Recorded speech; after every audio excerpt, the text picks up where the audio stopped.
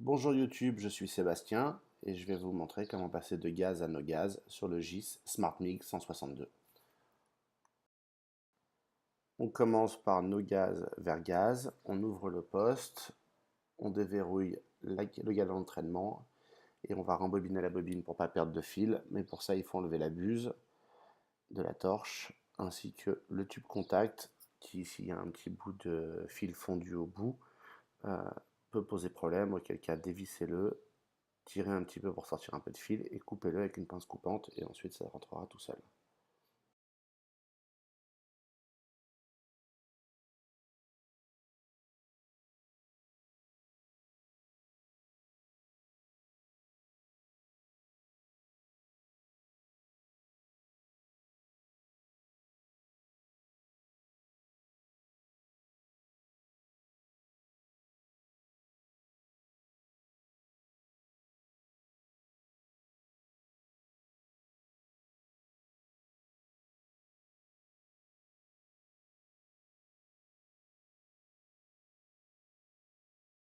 Attention, quand le fil va sortir du guide d'entraînement, il faut le tenir et ensuite le coincer dans l'un des trous qui font le tour de la bobine sur la partie en plastique pour pas qu'il se déroule tout seul comme un ressort et que vous vous retrouviez avec 30 mètres de fil qui traînent par terre et inutilisables pour la suite.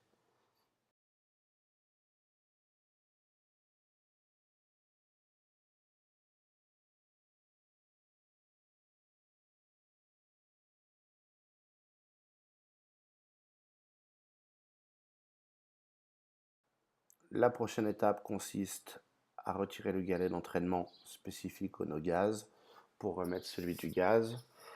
Attention au sens, ça dépend de la bobine de fil que vous allez utiliser, c'est généralement 0,6 ou 0,8 et le chiffre de la taille qui correspond doit être à l'extérieur. Il faudra évidemment prendre la même taille pour le tube contact que l'on mettra sur la torche avant de mettre la buse.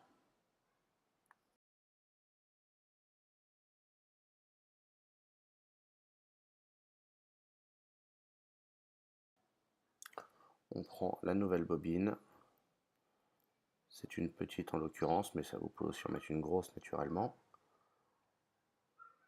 en tenant le bout de fil pour pas que ça s'en aille et que ça se déroule, et on le glisse dans le guide.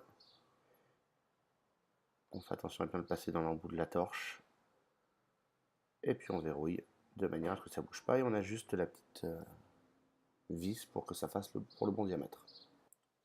Et on n'oublie pas de revisser le petit morceau en plastique pour empêcher la bobine de sortir.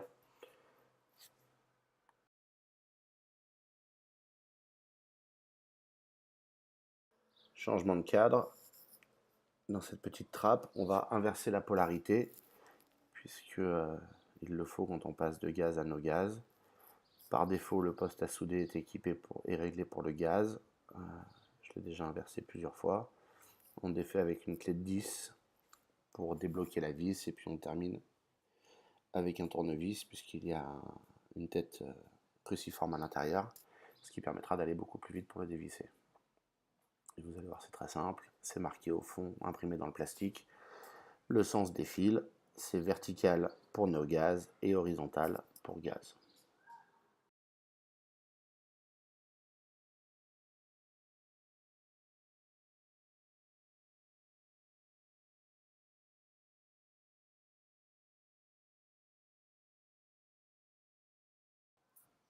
Il suffit de tenir le fil en place et de remettre la vis. Et si jamais il est un poil trop long, vous pouvez le rentrer. Et s'il est trop court, vous pouvez le sortir un tout petit peu en tirant délicatement dessus. Ça vient tout seul. Évitez de faire tomber la vis.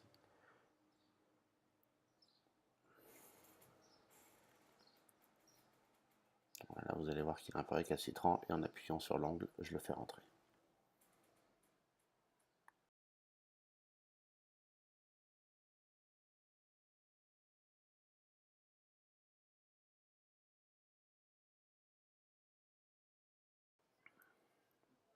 On referme la petite trappe, ça évitera de la perdre ou de la casser. Et on en vient au gaz, littéralement. On met la bouteille sur le poste, on la tient avec les sangles. C'est pas le meilleur système, mais ça tient pour 2 mètres cubes.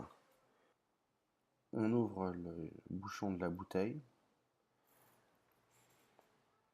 Une fois débloqué, il se dévisse tout seul.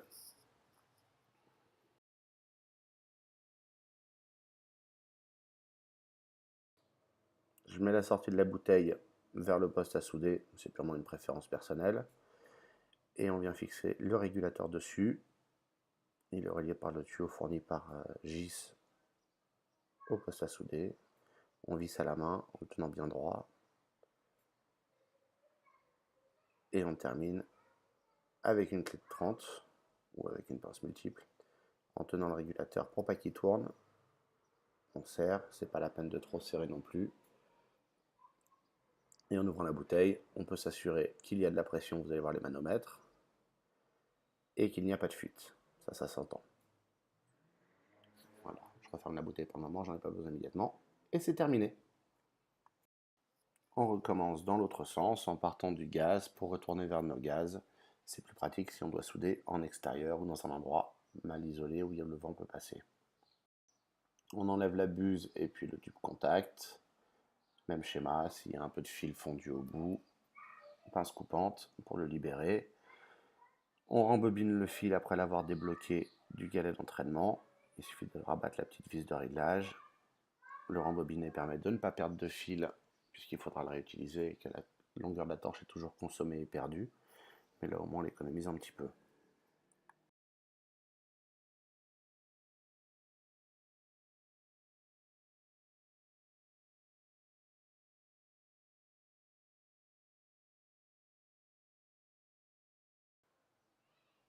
Même principe, quand le fil arrive au bout, on le bloque dans un des trous dans le cerclage de la bobine pour pas qu'il puisse se dérouler tout seul. Et on le plie, on déverrouille la bobine, on enlève, on l'arrange à un moment ou à un autre.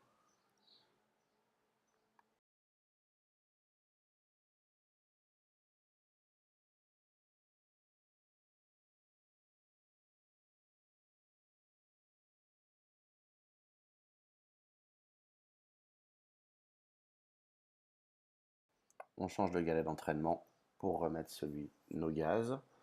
Là aussi il y a un sens, ça dépend du fil. La taille doit être indiquée à l'extérieur. Et on remet la petite vis pour pas que le galet puisse se déplacer quand il tourne. On va maintenant mettre le tube contact qui convient sur la torche. Et là on remettra la buse juste après. C'est une buse spécifique pour le no gaz naturellement.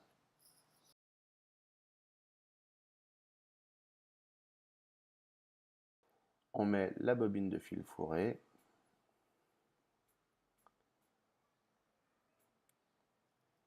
En s'assurant qu'elle tient bien en place et qu'elle ne tourne pas toute seule. On peut visser le petit bout métallique de l'axe qui permet de faire gonfler le caoutchouc en dessous en l'écrasant. Et on coupe la partie qu'on avait pliée pour la retenir en place. Et comme vous pouvez le voir, ça représente beaucoup moins de pertes que si on avait coupé sans rembobiner en démontant. On enfile dans le guide, elle passe sur le galet et on la guide dans l'ouverture pour aller dans la torche. Et une fois que c'est fait, on verrouille et on fixe la vis de réglage. Ne pas oublier naturellement d'inverser la polarité. Là on est en horizontal, donc on est en mode gaz. Et en vertical, on va repasser en mode no gaz, ce qui permettra de souder beaucoup mieux. Si vous l'oubliez, de toute façon, vous vous en apercevrez vite. Ça marche pas du tout. Et vous aurez beaucoup de mal à arriver à souder quelque chose qui tienne sans en prendre partout.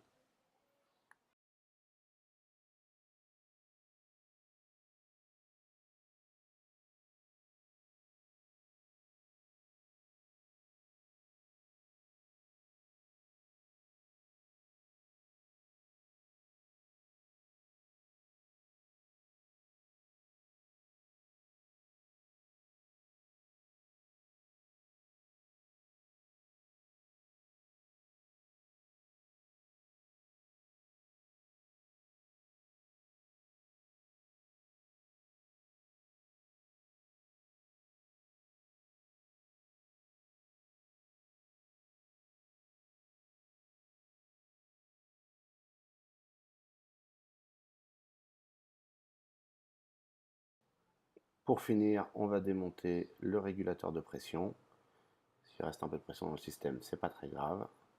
Vérifiez quand même que la bonbonne est bien fermée.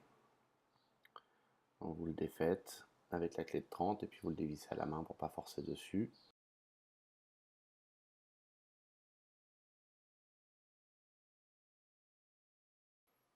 On remet le capuchon sur la bouteille, ça évitera de le perdre. Et ça permet de protéger un petit peu la sortie du gaz ainsi que le robinet en cas de chute. Ça peut arriver. Et enfin, on enlève du poste à souder, on réunit les sangles. Moi, je cale le régulateur dedans et je tiens tout ça avec un collier Rilsan. Et en fermant le capot, vous avez terminé et vous êtes prêt à souder.